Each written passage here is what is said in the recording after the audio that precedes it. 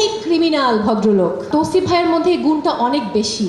ভাই, অন্ধ অভিনয় করা যে কি পরিমাণ কঠিন আমি আপনাদেরকে বুঝাইতে পারবো না। চোখ ব্যথা হয়ে যেত। এটা ভিকি জাহেদের কাজ। আল পাচিনোকে দেখেন আর খেয়ে ফেলেন ওকে। তৌসিফ ভাইকে দিয়ে শুরু করি। তিনি as an actor, as a human being দুর্দান্ত একজন মানুষ। তো আমি hats off to you Tousif ভাইয়া। সে খুবই সাপোর্টিভ মানুষ। আর যদি একটু গল্প বলি, আমি তৌসিফ ভাইকে শুধু নক করতাম যখন ভিকি ভাইয়ের সাথে প্রথম মিটিং হয় আমার। ফাইনাল হওয়ার দিন থেকে আমি ভীষণ অসুস্থ ছিলাম। তো ভিকি ভাইয়া বললো যে ওকে, তার মানে চক্র কাজে লেগেছে। জাস্ট কনফার্ম হলো, বোধহয় আমি 10 মিনিটও রাস্তা পার হইনি তারপর থেকে। সো ভিকি ভাইয়ের প্রতি আমি কৃতজ্ঞতা প্রকাশ করতে চাই এই জন্য, কারণ সুযোগ পাওয়াটা অনেক বড় বিষয়। অনেকেই অনেক কিছু করতে চায়, আমি অভিনয় করতে চাই, সেই সুযোগটা হয়তো আমি পাই না বা পাওয়া হয় না।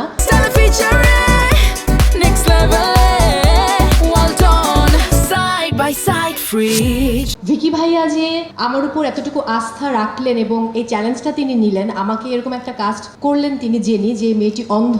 সো ভিকি ভাইয়ার প্রতি আমি আন্তরিকভাবে কৃতজ্ঞ। অনেক অনেক অনেক ভালোবাসা। আমি খুবই গ্রেটফুল তার প্রতি। আর তার থেকেও বড় ব্যাপার যে এটা যেহেতু অনেক বড় চ্যালেঞ্জ আমার জন্য, ডেফিনেটলি আমার কাছে মনে হয় যে এখন পর্যন্ত আমার জীবনের অন্যতম একটা সেরা গিফট হচ্ছে ভিকি ভাইয়ার দেয় জেনি চরিত্রটি। So thank you so much. আর বাঁধনাপুর প্রসঙ্গে যেতে চাই, তিনি একজন আন্তর্জাতিক খ্যাতিসম্পন্ন অভিনয় শিল্পী। আমি যেহেতু উপস্থাপক, আমার অনেক নায়িকার সাথে কাজ করতে হয়, সেটা হচ্ছে উপস্থাপনার জায়গায়। সো নায়িকারও তো একটু অন্যরকম হয়, তারা খুবই ডিফারেন্ট ক্যারেক্টার। আমি প্রপার শব্দটা ব্যবহার করছি না, হয়তো একটু শুনতে খারাপ লাগবে।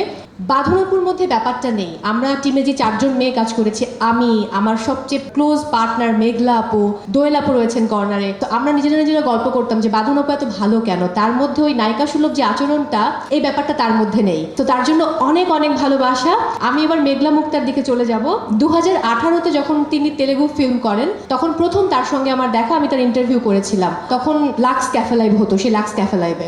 এরপর আমাদের আর কখনো দেখা হয়নি। ভিকি ভাইয়ার সেটে আমাদের প্রথম দেখা এবং আমরা দুজন খুবই ক্লোজ। এখানে রিলেশনশিপটা এত চমৎকার, এটা আসলে আপনারা চক্রটু না দেখলে বিশ্বাস করবেন না। তো সেই জায়গায় মেঘলা মুক্তা এত চমৎকার একজন কো আর্টিস্ট এবং এত ভালো বন্ধু আমাদের কেমিস্ট্রি আই হোপ যে আমাদের সবার খুব ভালো লাগবে। আর ওই দিকটায় বসে আছে আরিফিন জিলানি।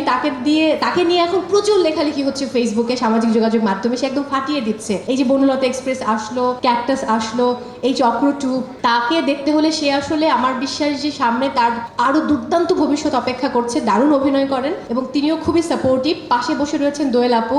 অনেক অনেক ভালোবাসা, আমরা অনেক ফান করেছি। And love you so much ভাবি। তার পাশে আছেন আমাদের পুলিশ ভাইয়া, তার পাশে মার্শিয়াও চমৎকার অভিনয় করেছে।